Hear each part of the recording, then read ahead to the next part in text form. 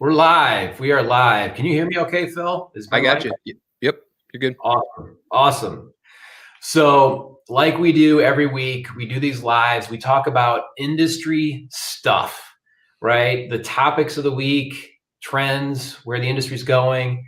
The holidays are over. Everybody's back to work. And I want to start here, and then we'll see where the conversation evolves. But I want to start with the topic of mortgage industry coaching. So if you're in the industry, you know all the top players in coaching. And by the way, I know a lot of those guys and gals personally. So I never have any disrespect to that field because I know these guys work really hard. I know they provide a ton of value, but I try to look at this from the loan officer's perspective of how much help do I really need? What do I need to elevate? Where am I today? What do I need to elevate to the next level? And my conversations with loan officers doing 4 or 5 deals a month that want to go to 7 or 8 deals a month, I would argue paying a coach hundreds or thousands of dollars a month might not be the best use of your money. I think you can get a lot of help from great mentors, people that are willing to get alongside you, share some basic information and strategy can help you elevate as well as, if not better than, some of these industry coaches that are really charging a lot of money. So Craig Meskman just joined us. Hey, Craig. Hey. Hey. Happy Friday. Happy Friday. So, for example, and I'll just lay out a quick example here. Craig and I are hosting, along with my buddy Phil Treadwell, we are hosting what we call the 15-minute playbook. That title came from Craig. It's brilliant. And I have to be honest, bud, I thought you were nuts when you first threw out this idea, but it plays so well. I was way off on that one. Sometimes I'm actually wrong. But the format, first of all, the format of the coaching is 15-minute calls, 4 times a week. In this particular series, we're doing it for 30 days. We're doing it over 4 weeks, 4 calls a week, 15 minutes each. Each call has one business development idea. And the coaching is being led by Craig, $100 million a year producer, Phil Treadwell, who is one of the top 10 mortgage industry coaches right now, and myself, who I'm not producing now, but former President's Club level producer. I've worked in business development and leadership in the mortgage space for, I've been in the industry 25 years now. So the 3 of us lead this thing. We had over 80 people register for this thing. We get a big group of people on all these calls. We record them. We post them in our Facebook group. So that's the format. The result is people are getting one business development idea on each call. We talk about the strategy, how to implement, and then people hang up and it's things they could use right away to grow their business. So that's the format. So something like that and by the way, people are still registering. I got 2 more registrants this morning. Something like that can go a long way to help the average to good LO who's doing 4 deals a month that wants to elevate to 6. Is that fair? Or am I off? I mean, Phil and you and I always talk about what is the straight line to business, right? And we've had several calls about that. And Brian, same thing. What is the straight line to business? And one of the biggest Achilles heel that loan officers have right now is, they just don't know what to do right now. They feel paralyzed, right? And I feel like if we can give you one play each day, keep it simple, but know that it's a straight line to business, then if you do this for 30 days, then you should actually get some momentum going. And when it comes to loan officers, it's very interesting how we start creating momentum, right? Phil, we've all experienced this in our career, right? Where you create the momentum, right? And that you're getting business in, and then all of a sudden we're too busy, right? And so we stop with the money-making activities and creating the momentum, and we actually hit the brake. And then what happens? The business slows back down. And then we're like, oh, wait a minute, panic attack here. What's going on? My business, I don't have anything. And then what do? We start creating the momentum back up. We get busy, we hit the brake, and then we go down. And so the goal of the 15-minute is to not hit the brake. Continue to keep creating the momentum every single day. And by being able to run one play every single day, you're going to increase your consistency, which then increases the momentum, which then increases the production. Because I hate to see the peaks and the valleys in business, right? It gets frustrating because it's like you knocked it out 1 month and then 1 month you're flatlining, and then you knock it out and then it's a flat line. Well, if we can run strategic plays every single month or every single day for a month, what's that going to do to your business over the next 30 and 60 days? And so that's my thought process on it. And that's one of the reasons why, we came up with it, because, we can talk about, here's 100 plays, Phil. Can you implement all these next week? Yeah, consistently. No. But by breaking it down into one play every single day, I feel like people actually can wrap their hands around it and understand that, okay, this is simple. I can apply this. And now let's keep moving forward. I mean, what are your thoughts, Phil? Yeah, well, and to build upon that, I think, it's ideas, right? And every loan officer is different, and the way they build their business is different. The things that they're good at, the things that they're not good at. And so being able just to have an actual business development idea every single day not only gives you something to do that day that's going to hopefully build you towards success, but it's going to kind of open up your thought process. And maybe there's a play, that Craig, Phil, or Brian presented to you that day that you've never thought about. You implement that into your business, and it's something that really tracks with you. You've now added something else to your tool belt that you didn't have before. Now, are all of these 30 plays going to be something that one works for you, or absolutely they are? Come on, Phil. Or two, something that you find a lot of value and success and fulfillment in?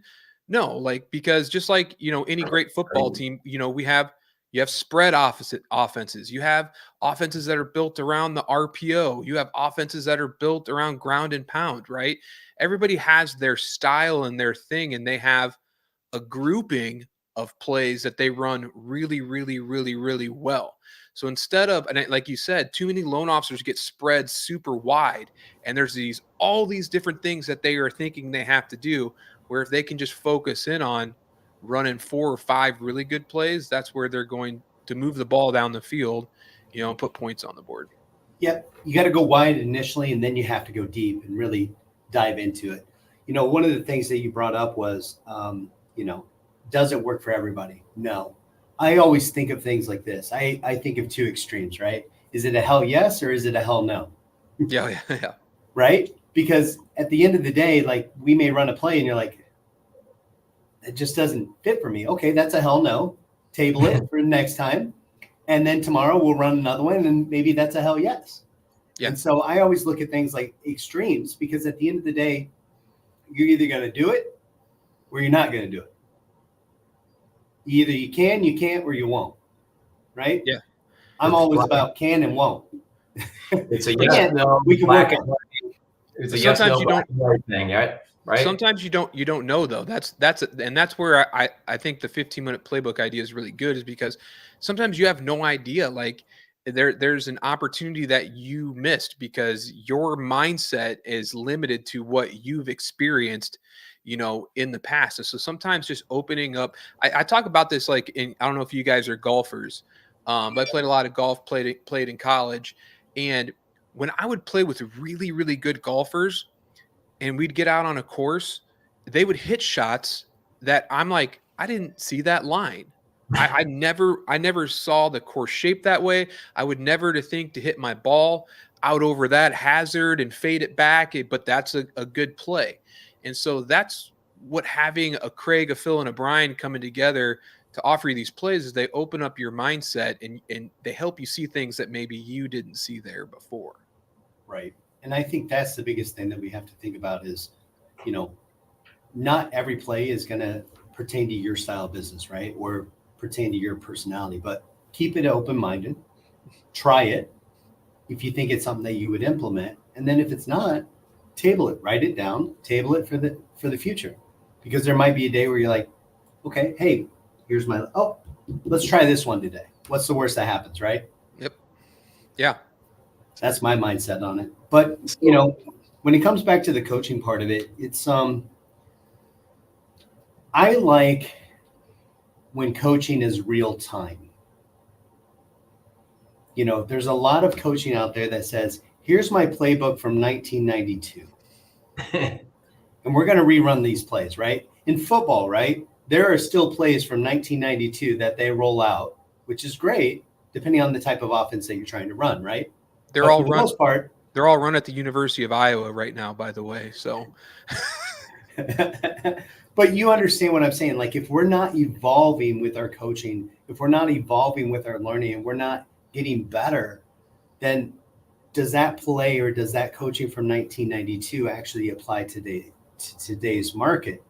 And so, like, when I think of coaching, I think of things that, how do we make it relevant for today's market, not 2 years ago, even last month, right? How do we make it relevant today? And that's what I enjoy about, you know, this 15-minute, because you can really just crank it out, but you can make sure it's relevant for today's market. You know, two years ago, 3 years ago, was the market the same as it is today? not a chance. No. Not No. a chance, right? Even 10 years ago, was the market the same as it is today? No. So we have to create this content that's relevant and up to date with the current market. And I feel like that's where a lot of the coaching strategies fall short, because we want to be on the cutting edge of the market, because otherwise what's happening here? Hey, go do this. Well, that didn't work 10 years ago. How is it going to work now in this market? So that's why I love it. That's why, you know, I like the 15-minute, because you can actually just course correct very quickly, because there is no, well, okay, so we had these 60 days of plays rolled out already. Where are we going to put this one in? Because it won't flow right. No, on the 15-minute, you can actually course correct real time based on what the market changes are doing. Because nothing is ever set in stone when it comes to the playbook itself. It's more about how do we run the plays based on today. That's a straight line to business. And I think that's what loan officers have to understand too, right? You know, Phil, you're doing an amazing job. You know, we've been working together, and you're starting to understand that, okay, what is going to put me in the best position possible to create a straight line to business, right? You're going to have your short-term straight lines, you're going to have your mid-range, and then you're going to have your long-term straight lines, right? You have to encompass it all. And, you know, your long-term is going to be like your social media and building relationships and everything through there, right?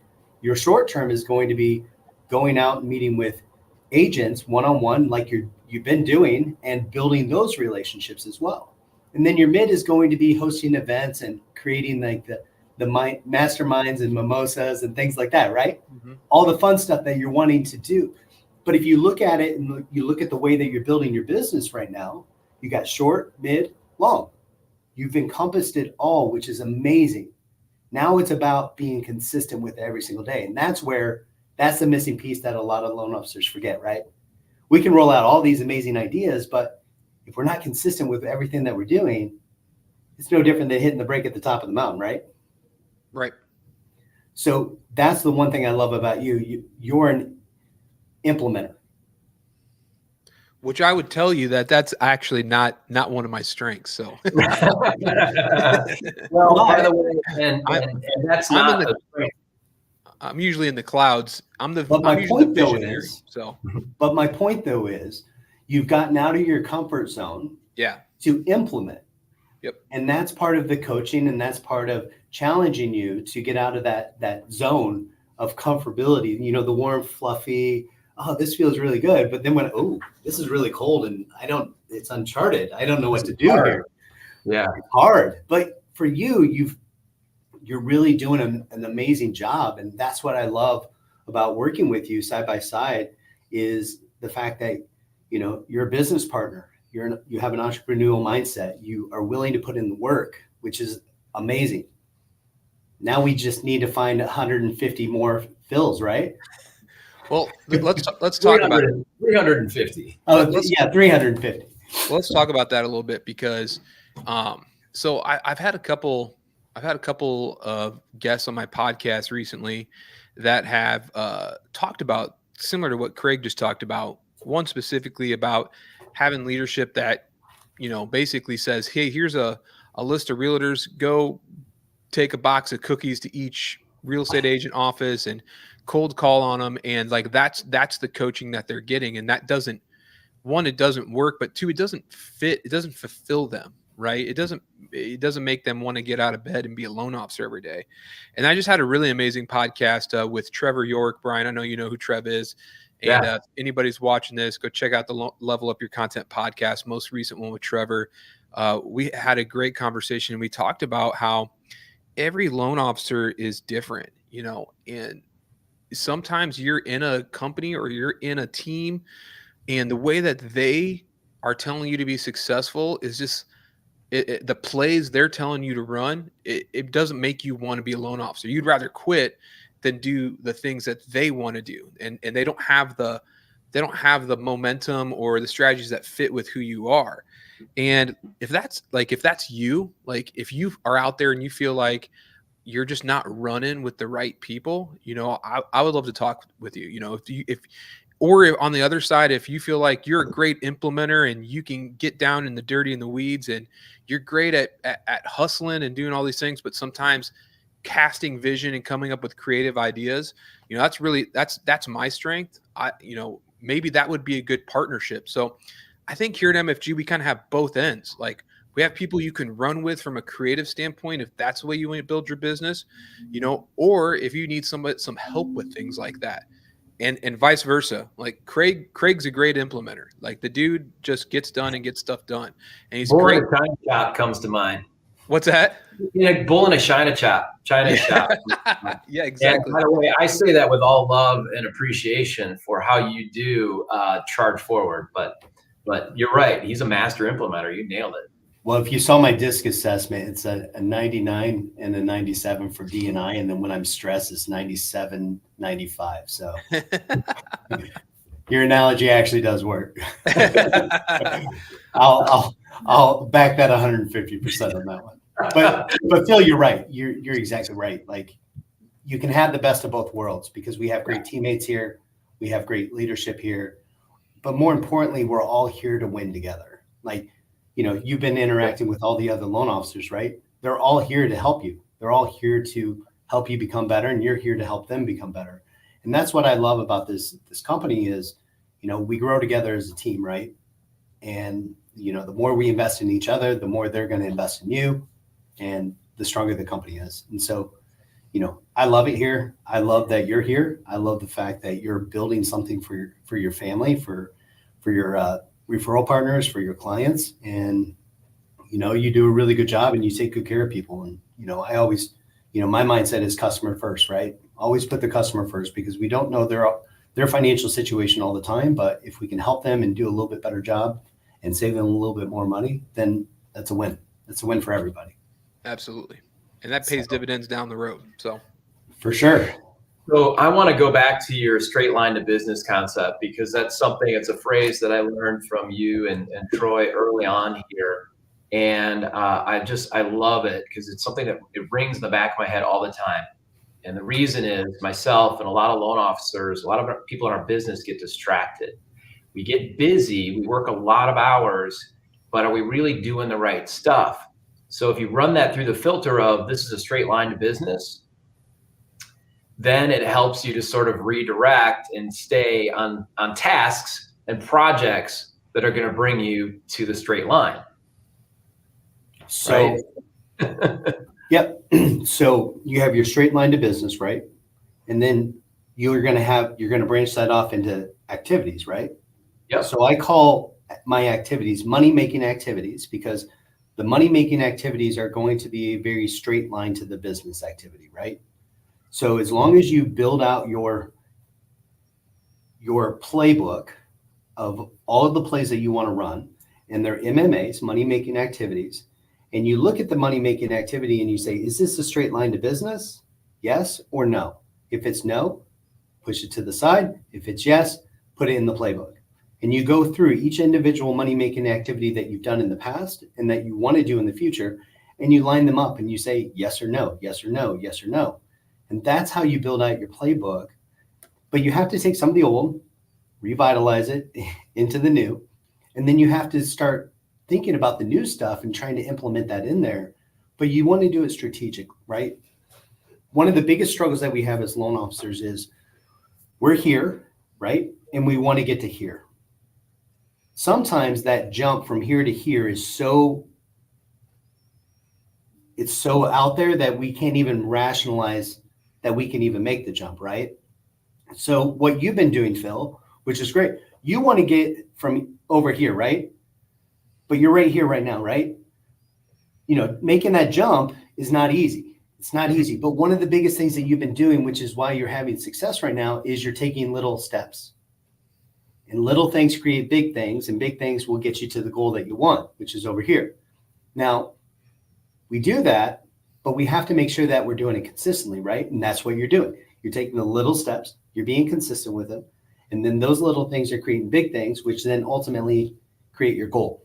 And so every single day, when you're writing out your playbook or what your activities are, is this a money-making activity? Great. If it's not, push it to the side.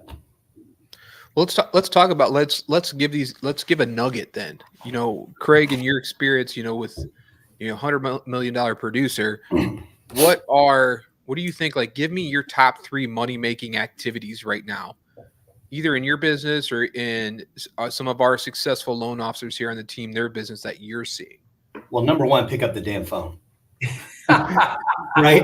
Okay, we'll break that down. But who pick up the phone? Who are we calling? How many calls are we making? What are we talking about? Like break that down for me.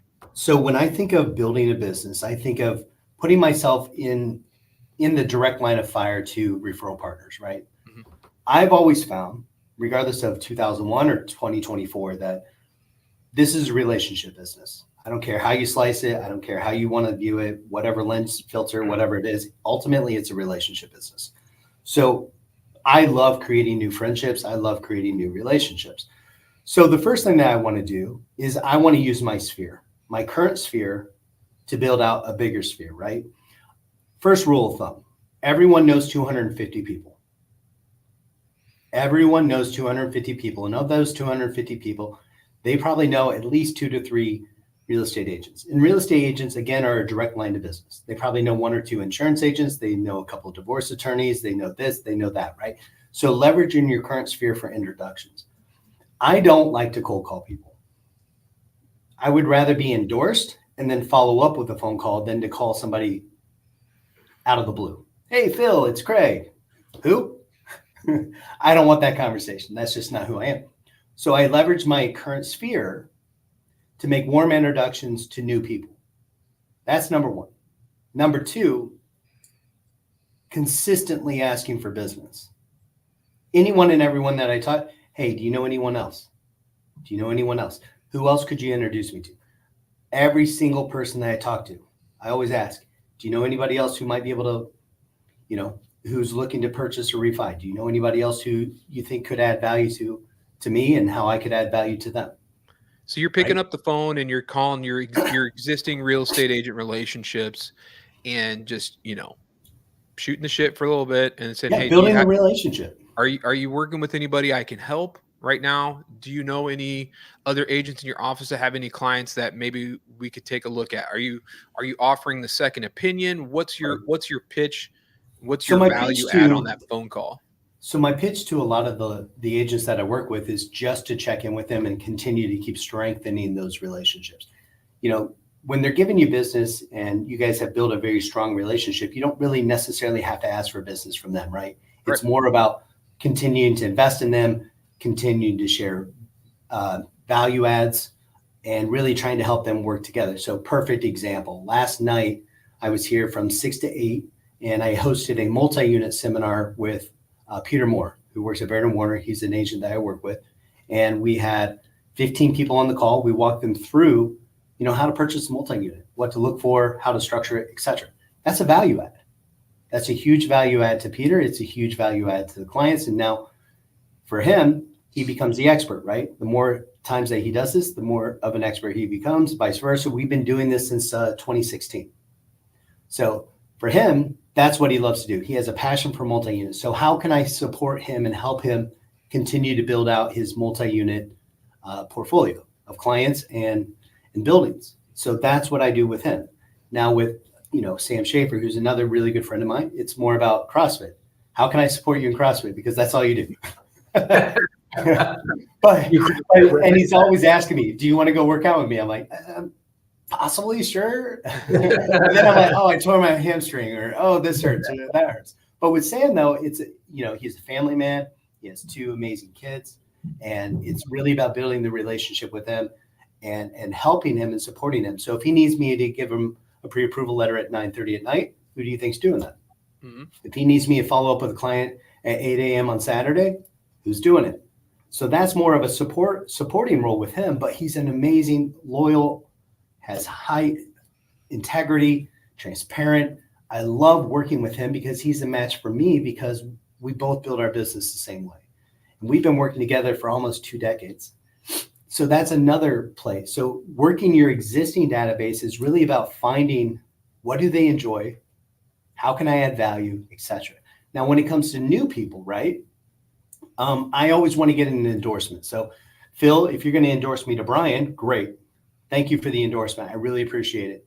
I don't ask for referrals. I ask for endorsements. Huge difference, right? Yeah. A referral is, here you go. But when you endorse somebody, it's like, no, Phil, you need to talk to Craig.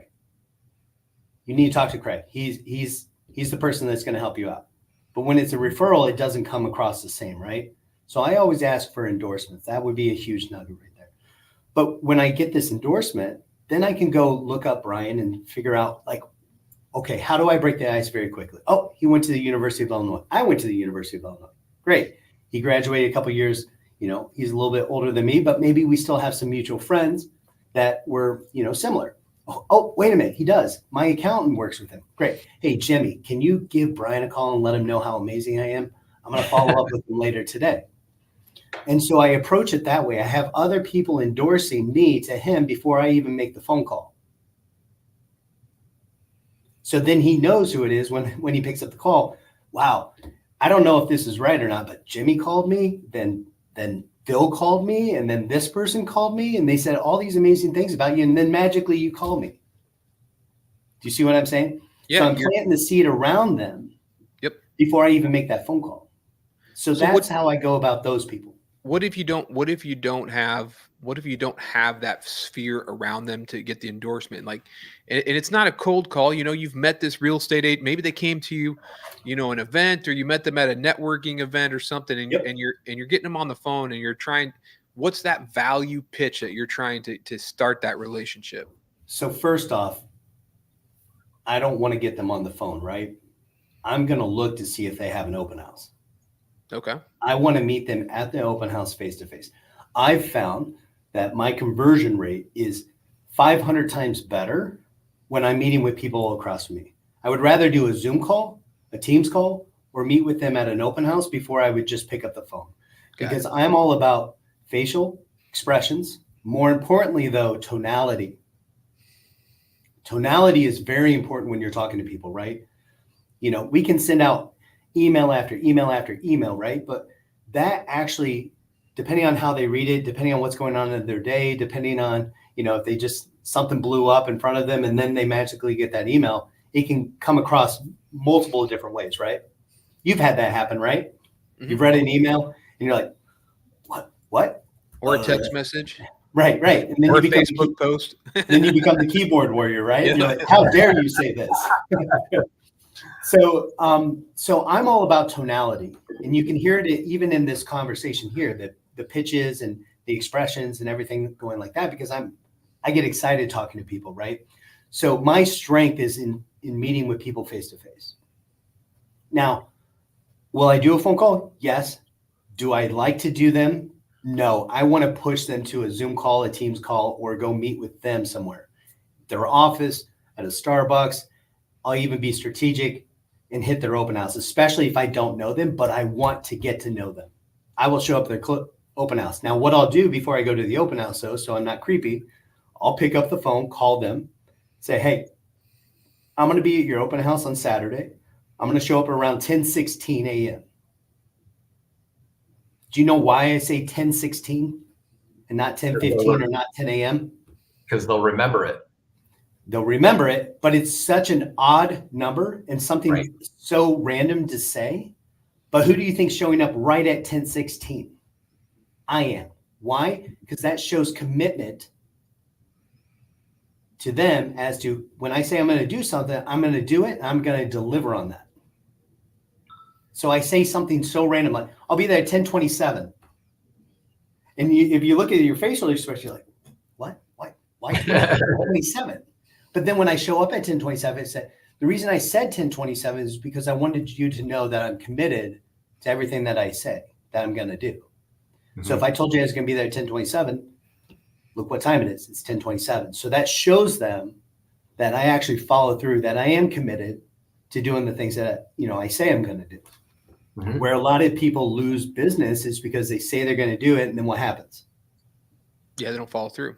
So then the deliverables, they lose the deliverables. And then at that point in time, deliverables. How can I rely on you if I need a pre-approval letter at 9:30 at night on a multiple offer situation, and these people need to get pre-approved from start to finish, and I need this by 9:30, and I introduce them to you by 8:45, are you going to be able to deliver that pre-approval letter by 9:30, or do I go talk to Brian, who I've consistently worked with over the last 5 years that can do it?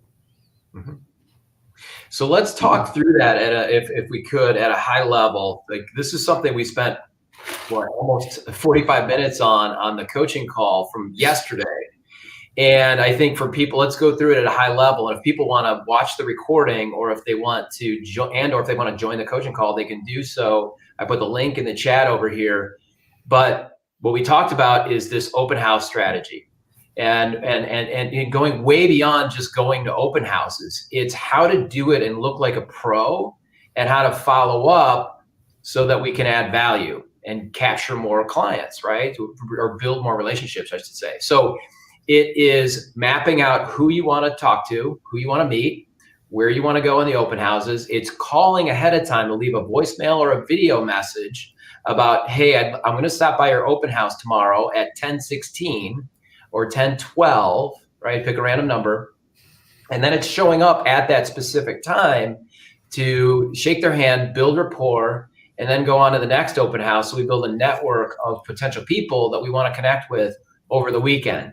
Then it's on Sunday afternoon or first thing Monday morning, add them to an email drip, call them again and thank them, set up the one-on-one appointment, build rapport at the one-on-one. Like that's sort of the high level of what we're talking about here, is to do open houses, but do it in a professional to build relationship, or do it as a professional to build a relationship.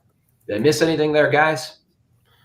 No, I mean, I think that's the roadmap. That's exactly, and if you miss anything in the roadmap, then it doesn't work. Right. It's just like if you're running a play, you have concepts on both sides of the field, right? And if you're running a mesh concept and the guy on the left side's not setting the mesh point, then the whole play doesn't work, right? And so you have to have that roadmap, and each piece of it has to do it. And I think probably most loan officers, the thing that they're going to miss, and what you just talked about there, Brian, is the follow-up. Right? Yeah. Most people don't follow up. Like they Picking go up to the open damn house, phone. they'll meet with people, and then that's it, or they'll start a relationship and DM a couple times on Instagram, and then that's it. They never follow up. Do you know how many times you got to follow up? I've heard it's like 7 times. 7 to 8 times. Yeah. And most people stop at two. Yep. Yep. That's a real sales statistic. Isn't that crazy that you have to follow up with someone for 7 or 8 times, and you already know that you have to follow up with them, right? We know that that's the goal, that you have to follow up with them. But sometimes 95% of the time we fall short, right? Yep. Do you know why that is? It's because our ego gets in the way. Our ego gets in the way because of wanting to follow up with them. How dare they not respond to me? I'm better than that. I'm better than their current. I want to meet them anyway. Right. Right. So our ego gets in the way, and that's one of the reasons why we don't follow up with them. Rather than being humble, hungry, and smart, and actually showing gratitude for it, we actually have expectation that they should call us back after our second phone call. And if they don't, then they're not going to be a great partner. Well, maybe they were busy, or maybe they have a really great partner. So then you have to approach it as, why not be the backup? Yep. Like, take your ego out of the equation and be the backup. It's okay, because eventually you'll become the starter if you work and you do the things that you need to do. Use a follow-up. Yep. And worst case scenario, if you're not, you're still a backup. That's okay too. It's okay. So, but I think we've done a lot of great content here. I hope people will watch this. I really do. I feel like today's was a huge value add, and I definitely feel like, even over the last 20 minutes or so, I feel like there's been a lot of nuggets. And Phil, you did a great job setting me up for all those questions. But going back to one other thing, we only talked about two. The third one is making sure that you're present in everything that you do. Present holds accountability, right? And when we're not present in the things that we do, then we can never hold ourselves accountable, but then we get frustrated because we're not building the things that we want to, right? If you're not present in your business, then how are you ever going to build a business, right? That's the biggest thing. That's one of the hardest lessons that loan officers need to understand is, if you're not present, then how do you expect to build a business? Like, you have to be constantly building your business. You constantly have to be present. You constantly have to be adding value. Since 2001, do you think I've ever stopped building my business? No, because referral partners come and go. They move out of states, they retire, they change industries. And the same goes with clients. Clients come and go as well. Maybe they loved me the first time, and then their uncle got into the business and they want to send their uncle the business. It's an ever evolving business, and you have to stay present and consistent with the direction that you want to go. You just can't wait on the business to come to you. And that's where a lot of loan officers do. Okay, I know I'm slow, but I know the market's going to pick up. I know my referral partners are going to pick up. What happens if they don't? What happens if the market doesn't pick up? You have to constantly be present in building your business all the time. I say in this industry, like the day that you start here, there are no more vacation days. There are no more vacation days, because at the end of the day, you have to be present, whether you're on vacation or not. You have to be able to have that mindset of, hey, let me give you a call back, right? Because it's your business. It's your business that you're creating. And there are no vacation days, in my opinion. You always have to be present. So that would be my last piece of advice, is be present in your business. Great advice. I love it. Great nuggets. I agree. This one was concise, helpful, and two, just a friendly reminder, if there's anybody watching this that wants to join our coaching series, go to loactionplan.com. You can register. You'll then also get access to the recordings, and we'd love to see you there. It'll be a ton of fun. So thanks for jumping in, Phil, Craig. Hey, real quick, I want to give Phil a plug too. If you guys are ever struggling with social media, reach out to Phil. Phil is the guru of social media, and he's taught me a lot. I need to level up my content. No pun intended, to get that. But I need to level up my content to be on Phil's level. And Phil brings a lot of great ideas. So if you guys are struggling with your social media, pick up the damn phone, call Phil. He's awesome. He'll give you some nuggets. He'll point you in the right direction. And, that's one of the great reasons why I love you as a teammate, is because you're always here to help as well. So Phil, thank you so much for everything that you've done on the social media side for me. Hopefully I can pay it forward to you on helping you continue to keep building that business, and we'll get you to 100 million. Yeah, everybody knows. Yeah, you guys, I love to hop on a call. I love talking about this stuff. So hit me up. I would love to chat with you. All right. Thanks, guys. Have a great day. You bet. Bye.